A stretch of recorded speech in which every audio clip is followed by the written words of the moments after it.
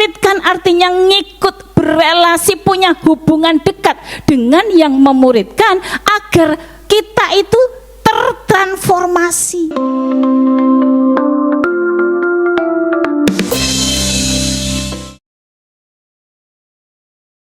Shalom everyone.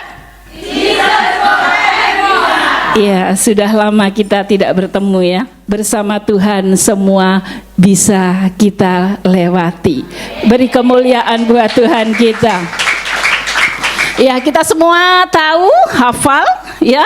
Bahkan mungkin sudah begitu dekat dengan telinga kita, dengan hati kita bahwa tahun 2026 adalah tahun Amanat Agung ya. Tahun Amanat Agung, setiap hari kita sudah dengar ya. Setiap hari kita sudah belajar. Pertanyaannya, sudahkah kita mengambil bagian? Mungkin sedang diusahakan ya, OTW ya. Tuhan itu berkenan kepada orang yang mau. Ketika kita jatuh, kita minta pertolongan. Kita nggak akan bisa berdiri kalau kita cuma diam, ngelemes bahasa Inggrisnya. Ditolong itu nggak ada gairah, nggak ada semangat untuk bangkit. Yo sing narik kan abot ya. Jadi harus ada kolaborasi antara yang menarik dan yang ditarik. Jadi biar nggak istilahnya bertepuk sebelah tangan, nggak bunyi. Hari ini kita mau meresponi apa yang menjadi visi ya di tahun 2026, yaitu tahun Amanat Agung. Pergilah, jadikan semua bangsa muridku. Kadang kita bertanya, siapa aku ini? Bagaimana caranya aku mau memberitakan Amanat Agung? Sedangkan aku nggak cakap bicara, aku nggak ada waktu untuk keluar. Hidupku dari Senin sampai Sabtu itu bergulat dengan my bobo. Tapi ingat saudara, Tuhan itu tidak kehabisan cara. Ketika kita mau, ya pasti Tuhan akan membuka jalan. Nah, di tahun 2026, tahun Amanat Agung, kita tidak hanya menjadikan satu slogan, ya, tetapi ini menjadi satu tanggung jawab yang harus dikerjakan ya oleh semua murid. Pertanyaannya, siapa di sini yang sudah menjadi murid Kristus? Tidak semua toh. Tidak semua. Hari ini malaikat mau menjadwal saudara, mau mendata. Seberapa banyak di sini murid Kristus? Beri kemuliaan buat Tuhan kita. Ya, kita yang sudah menerima kasih karunia keselamatan dari Tuhan, hukumnya wajib. Ya, hukumnya wajib saudara sebagai murid untuk melakukan tugas yang sudah guru kita berikan. Kalau ada murid yang tidak melakukan tugas guru, pasti ada hukumannya. Ada hukumannya saudara. Segala sesuatu itu ada konsekuensinya. Karena itu hari ini tema firman Tuhan adalah dimuridkan untuk memuridkan. Kita akan baca dalam Matius 4 ayat 19. Kita akan baca bersama-sama ya. 3, 4. Yesus berkata kepada mereka, mari ikutlah aku dan kamu akan kujadikan penjala manusia. Ya, amin. Amin. Penjala manusia bukan berarti ada orang tuh saudara lempar dengan jaring ya. Kenapa bawa jaring? Aku mau menjadikan apa?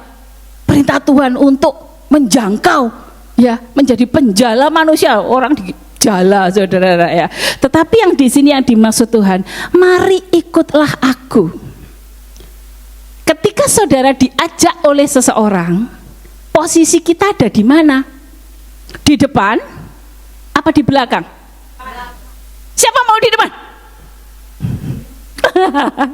Saya mengajak saudara, ayo ikut aku ke Satin. Saudara di depan saya apa di belakang saya? Belakang dong. Ngikut kok. Ngikut itu ada di belakang. Kalau kita ada di depan, kesasar. Nggak tahu kemana tujuan sang pembawa kita. Di sini Tuhan katakan, ikutlah aku. Untuk apa? Saudara mengikut Tuhan Yesus, artinya selalu bersama dengan Tuhan Yesus, dekat dengan Tuhan Yesus untuk menyaksikan apa saja yang Tuhan Yesus kerjakan. Ya, murid diajak keliling, dia tahu apa yang dilakukan oleh Tuhan Yesus. Dia mendengar apa yang Yesus perkatakan. Dia melihat apa respon Tuhan Yesus ketika bertemu dengan orang berdosa. Belajar dengan nyata, saudara. Ini namanya dimuridkan.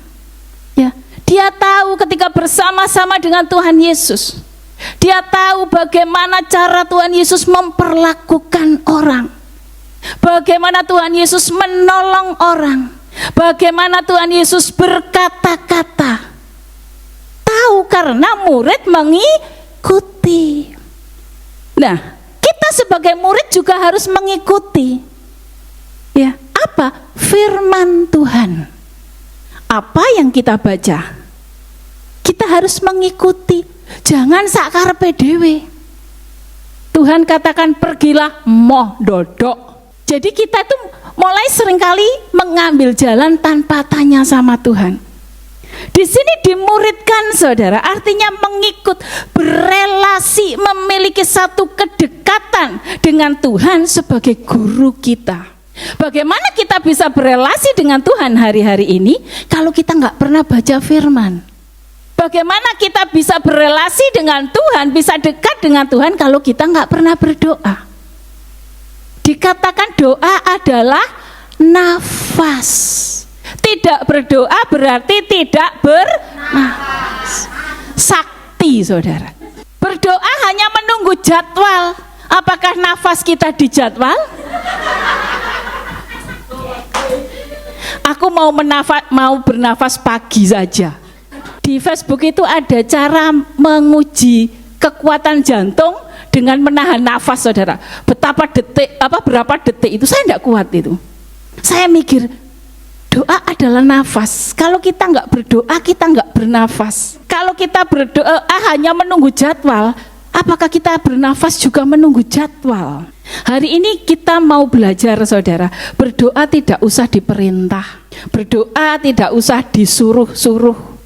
Karena setiap hari kita masih diberi kesempatan untuk berdoa.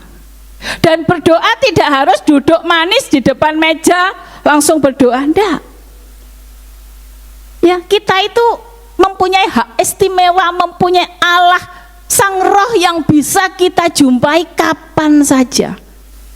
Ya, kita sembahyang tidak diatur 1 hari 7 kali, enggak. Kalau mau berdoa harus mandi keramas dulu, enggak. Diberi kemudahan loh, kok masih saja kita dikasih waktu bebas loh. Kok seringkali kita mengabaikan waktu doa? Ya, banyak waktu kita untuk berdoa, tapi seringkali kita abaikan. Ayo kita hargai waktu yang Tuhan berikan sebelum kita kehilangan waktu. Kapan kita kehilangan waktu berdoa? Kita akan kehilangan waktu berdoa ketika nafas kita sudah berhenti. Kapan kita memberitakan Injil? Setiap hari. Jangan sampai kita kehilangan kesempatan memberitakan Injil. Ya. Jadi kalau kita masih bisa ngomong, ayo ngomong. Sebelum kita nggak bisa ngomong. Ayo berjalan, ikut doa keliling sebelum kita tidak bisa berjalan. Saya punya ibu, ya saudara. Ibu saya itu sudah sepuh, sudah tua itu. Setia banget, saudara. Dulu itu saya itu kalah saya. Kalau minggu itu dia sudah bangun, masak untuk menyiapkan sarapan, setelah itu berangkat ke gereja. Hari Jumat itu mengajak ibu-ibu untuk doa puasa. Pokoknya giat banget. Saya yang masih muda itu santai aja, saudara. Kenapa saya tanya? Ibu saya bilang, selagi aku masih punya kesempatan. Sekarang beliau sudah sepuh, saudara. Tapi Tapi gereja belum dibuka, ibu saya sudah berdiri di depan gereja. Walau sekarang tidak bisa seaktif dulu, ikut doa puasa, ikut apa, enggak bisa, memang sudah sepuh. Tapi gairahnya untuk terus menyembah Tuhan itu luar biasa. Kadang saya jadi malu, saudara. Ya, adalah satu teladan. Nah, saudara dikasih Tuhan, dimuridkan artinya ngikut, berelasi, punya hubungan dekat dengan yang memuridkan agar kita itu tertransformasi karakter guru kita. Ya, ada seorang anak itu kadang lebih manut gurunya daripada orang tuanya. Ada ya? Enggak, guruku itu bilang begini kok. Enggak nak, caranya gini. Enggak, saking dekatnya dia dengan gurunya. Bagaimana dengan kita? Sedekat apa kita dengan guru kita? Ya, sedekat apa kita dengan Tuhan kita? Nah, Bapak Gembala Pembina kita mengatakan bahwa kekristenan itu bukan sekedar agama, ya, bukan sekedar atribut atau rutinitas. Misalnya, namaku Dian, di KTP ditulis agama Kristen, tiap minggu ke gereja, mau makan berdoa. Itu atribut, tapi kelakuannya, nah, karena itu Bapak Gembala Pembina kita mengatakan bahwa goalnya kekristenan itu menjadi serupa dan segambar dengan Kristus. Tuhan tidak melihat giatnya kita, Tuhan tidak melihat pinternya kita, tetapi adakah karakter Kristus di dalam hidup kita. Itu yang mau Tuhan lihat. Dan kita nggak bisa mengatakan, oh kamu belum berkarakter, aku sudah. Nggak bisa, yang ngerti itu kita sendiri. Karena yang berkarakter Kristus itu dimulai dari dalam hati. Kalau hati kita dipenuhi dengan Roh Kudus, tangan kita ngikuti kok, mulut kita ngikuti kok, mata kita ngikuti kok, pikiran kita ngikuti kok. Jadi tidak ada orang yang berkata mulutnya ember tapi hatinya baik kok. Berasal dari mana? Gak alkitabiah itu. Karena apa yang keluar dari mulut itu berasal dari hati. Ya, jadi ayo kita undang hadirat Tuhan, karakter Kristus itu di dalam hati dulu, jangan di luarnya dulu. Saya sering mengibaratkan sebuah telur, saudara. Telur itu kalau dipecah dari luar, dipecah tok jadi telur ceplok. Tapi kalau telur itu pecah dari dalam, menetas, saudara, menjadi kehidupan. Sama lahirkan Tuhan dari dalam hati kita. Bukan luarnya sok yes, luarnya itu sok rajin, tapi Tuhan mau melihat setiap hati kita. Adakah karakter itu? Amin. Nah, saudara, orang Kristen, ya, artinya orang seperti Kristus. Hukumnya wajib untuk dimuridkan. Kalau ada orang Kristen yang tidak mau dimuridkan, dia hanya disebut Kristen KTP. Nah, dimuridkan, saudara, ya, supaya apa? Supaya setiap kehidupan kita melalui proses pemuritan ada perubahan sebelum dan sesudah mengikut Yesus. Karena tanpa pemuritan kita akan kehilangan karakter itu. Karena itu di gereja kita ini kan terus diadakan pemuritan. Siapa yang masih ikut kom? Masih kom? Wah, beri kemuliaan buat Tuhan kita. Enak loh, gratis loh, saudara. Ya, saudara pulang Indonesia nggak dapat, nggak bisa. Kalau hari ini saudara punya kesempatan ikut kom pemuritan, itu luar biasa sekali. Gereja tanpa pemuritan akan kehilangan esensinya. Gereja tanpa pemuritan tidak ada transformasi, tidak ada perubahan pada jemaatnya. Jemaatnya tuh kalau dikasih firman yang enak-enak, wah kamu diberkati, kamu nanti pulang jadi pengusaha, suka saudara. Ya, begitu ada firman yang begitu keras, firman yang begitu menusuk, menyinggung perasaan kita, biasanya kabur. Kenapa? Karena tidak dimuridkan. Tapi saya lihat di GBI Hongkong ini tahan banting ya. Gesekan sana tetap tegar, digesek kiri tetap tegar. Kenapa? Karena sudah dimuridkan. Fokus kita datang ke gereja. Jangan salah, aku datang ke gereja supaya diberkati. Bukan itu tujuannya. Carilah dahulu kerajaan Allah dan kebenarannya, maka semua akan ditambahkan. Bonus saudara. Kalau saudara ke gereja tujuannya hanya supaya diberkati gitu, kegesek dikit kabur, digesek dikit pindah gereja, gesek sedikit ndak ikut cool. Iya, ingat gereja ini tempat orang belajar. Semua kita itu dimuridkan sedang belajar. Saya berdiri di sini bukan berarti saya tidak perlu belajar. Enggak. Setiap hari kita itu dimuridkan. Jadi sesama murid jangan saling menilai. Itu tidak pernah doa. Itu loh. Ya sebenarnya ada waktu loh tuh, tapi tidak pernah datang dia. Tahu nggak dia itu? Wah sudah saling menilai. Itu bukan tugas kita. Setiap kita punya tanggung jawab pribadi dengan Tuhan. Ya, jadi semua ini dimuridkan. Jangan sampai, iku lo bodoh itu.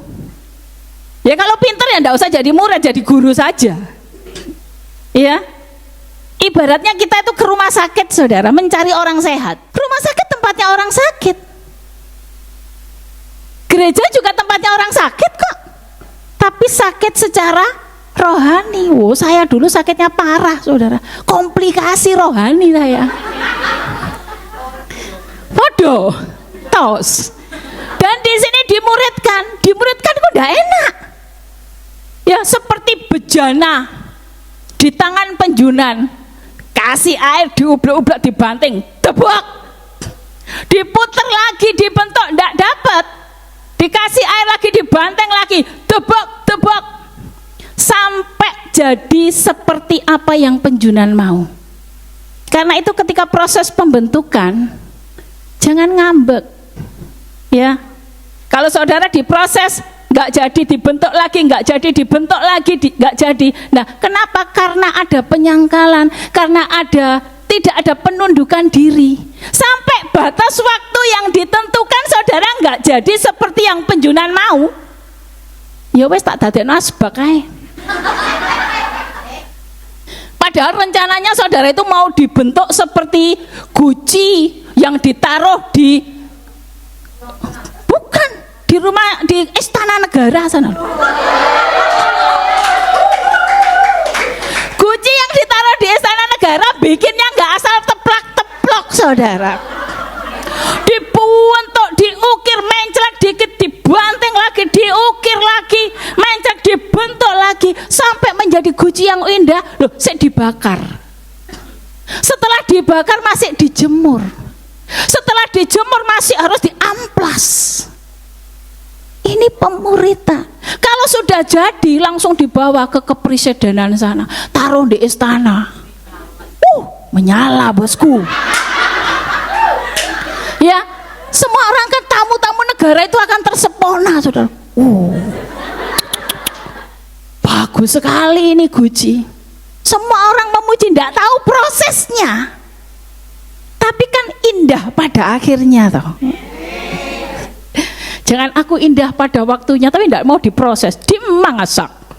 Nggak bisa. Kalau masa pemrosesan saudara tetap saja keras hati, bentuk tetap keras, bentuk tetap keras. Dah capek aku dadekno asbak ae. Digawe ngucek rokok saudara.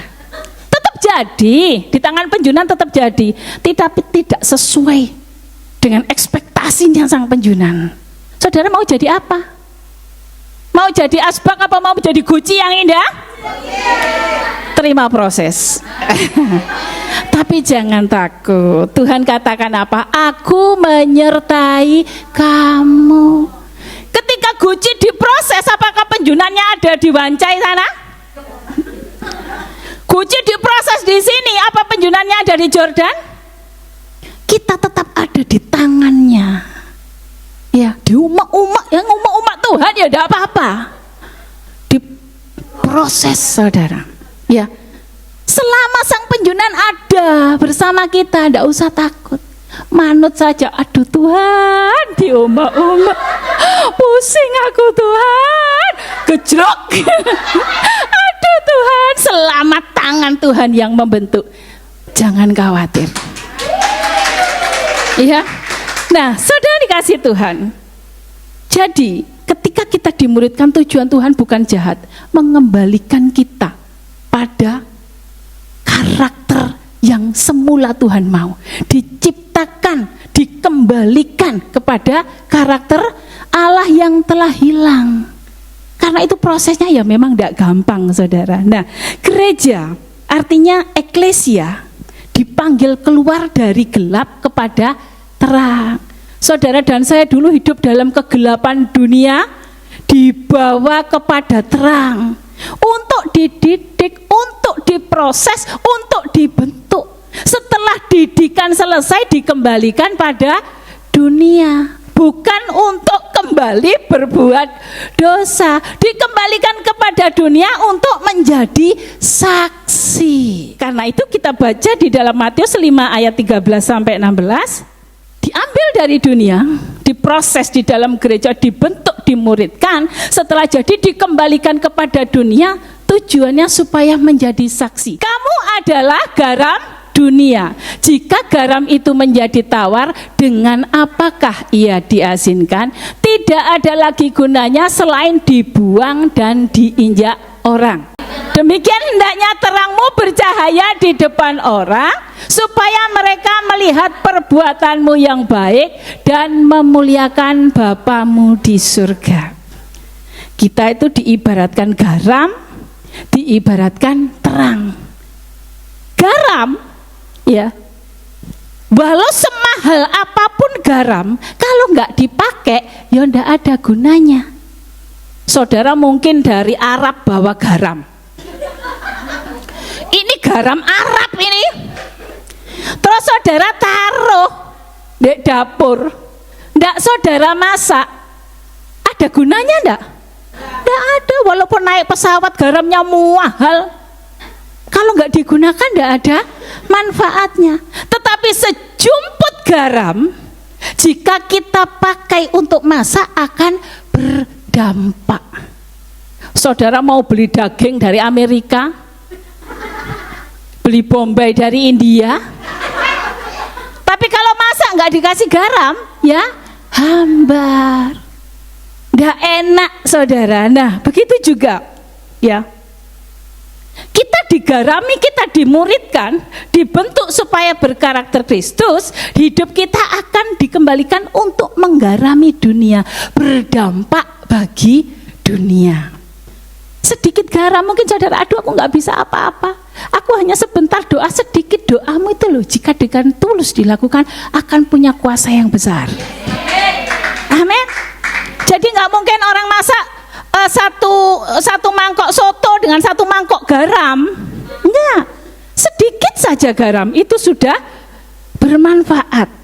Misalnya kita beli soto di kos WB, terus sotonya kok gak enak sih, kayak uyuh jaran. You know uyuh jaran? Hambar, gelombiaran itu. Saya nggak tahu kenapa disebut uyuh jaran ya. Kayak uyuh jaran nggak enak. Oh mungkin kurang garam. Kasihlah sedikit garam. Saudara kasih sejumput garam, dimasukkan di mangkok langsung. Wow, haus, lezat. Terus saudara, minggu ayo makan soto di kos WB ku. Oh enak kan. Setelah dikasih apa? Garam. Setelah sotonya enak, yang dipuji garamnya apa sotonya? Loh padahal yang memberi dampak garam kok. Loh lah iyo. Hah? Enggak mau, garam merek, enak. sotonya yang enak karena dampak dari garam. Jadi ketika kita melakukan satu kebaikan, melakukan apa, terus kita tidak dipuji, gak apa-apa, kita garam kok. Ya, betul enggak? Aku lo sing berjuang dek kuliku, sing entuk nama kok dek. Aku yang bersihin gereja, sing dipuji kok dek. Tidak apa-apa, kita garam. Sing penting hidup kita berdampak. Tuhan yang menilai. Beri kemuliaan buat Tuhan kita. Nah, saudara, kita juga adalah terang. Terang itu bicara tentang kemenangan. Segelap-gelapnya gelap, kalau ada terang, gelap itu akan sirna. Rumah saya itu di kampung, saudara. Kanan kebun, kiri kebun, belakang kebun. Jalan halamannya terlalu luas, jalannya agak jauh di depan. Hujan-hujan malam-malam tiba-tiba pemadaman, mak celek. Gelap-gelapan jadinya. Gelap sekali. Bapak saya pasti sang solusi, keluar dari kamar, bawa lilin kecil, itik, langsung wah. Lilin ditaruh di meja, semua ngumpul di situ, mendekati sang terang. Itu juga hidup kita. Dunia ini gelap, ya, dunia sedang kacau, tapi biarlah kehadiran kita menjadi terang. Kalau ada teman kita yang sedang punya masalah, jadilah terang. Beri dia kekuatan. Orang punya masalah nggak perlu kita kasih soto satu mangkok. Orang punya masalah cukup saudara tepuk baunya. Semangat ya, wow. Yang kuat ya, wow. Yang sabar ya, wow. Jadi kalau ada temannya bermasalah jangan dihakimi. Oh ya, kurang doa. Ya itu karena minggu gak pernah ke gereja, dia jalan-jalan. Tujuan kita ayo jadi garam, jadi terang, membangkitkan, memberi rasa, berdampak pada orang-orang di sekitar kita. Seperti Tuhan Yesus datang ke dunia memberi dampak buat kita semua. Nah, saudara dikasih Tuhan, seorang murid memberi dampak, memberi perubahan, itu wajib hukumnya.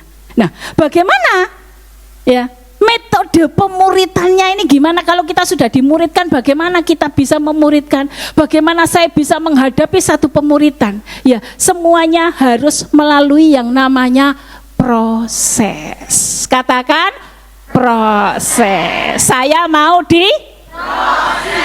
kemuliaan buat Tuhan. Baca Roma 8 ayat 28. Roma 8 ayat 28 sampai 29. Kita tahu sekarang bahwa Allah turut bekerja dalam segala sesuatu untuk mendatangkan kebaikan bagi mereka yang mengasihi Dia, yaitu bagi mereka yang terpanggil sesuai dengan rencana Allah. Sebab semua orang yang dipilihnya dari semula, mereka juga ditentukannya dari semula untuk menjadi serupa dengan gambaran anaknya, supaya ia, anaknya itu, menjadi yang sulung di antaranya saudara. Apa yang menjadi masalah kita hari ini? Tuhan turut bekerja. Aku menyertai kamu. Tuhan turut bekerja dalam setiap masalah kita untuk membentuk karakter kita semakin serupa dengan gambaran anaknya. Jadi setiap kita prosesnya beda-beda. Jangan iri dengan proses orang lain. Ya, kita akan diproses ya. Apapun yang akan menghalangi proses keserupaan dengan Tuhan, itu yang akan dikikis. Dikikis itu sakit, bos. Ya, sakit banget. Kalau yang membedakan kita dengan karakter Kristus adalah mulut kita, suka mencaci, suka gosip, suka apa, apakah itu karakter Kristus? No, dikikis mulutmu. Bagaimana cara Tuhan mengikis mulut kita? Urusan Tuhan. Ya. Kalau yang tidak sesuai dengan karakter Allah, itu adalah mata kita yang tidak pernah memiliki belas kasihan pada orang. Kalau melihat orang selalu gini, hati-hati dikikis matamu. Kalau yang tidak sesuai dengan karakter Allah adalah hati kita, maka yang akan dikikis ya hati kita. Bagaimana kalau yang tidak sesuai adalah mulut, mata, hati, tangan, semua nggak sesuai? Maka proses kita kau mengah. Jadi ayo kita koreksi setiap kita apa yang tidak sesuai dengan karakter Allah, dan itu dikikis melalui proses-proses masalah-masalah yang kita hadapi. Percayalah, Tuhan itu sayang. Tujuan Tuhan membentuk kita serupa dan segambar dengan Allah. Keselamatan kasih karunia, bukan usaha kita, tapi Tuhan katakan kerjakan keselamatan dengan takut dan gentar akan Tuhan. Bagian kita mengerjakan keselamatan, karena karakter dosa masih ada di dalam setiap kita. Siapa yang hari ini sudah minta pengampunan besok nggak berdosa lagi? Karakter itu masih ada, karena itu harus dimuridkan setiap hari. Di dalam Kisah Rasul 1 ayat 8. Ini kabar baiknya saudara. Tetapi kamu akan menerima kuasa kalau Roh Kudus turun atas kamu, dan kamu akan menjadi saksiku di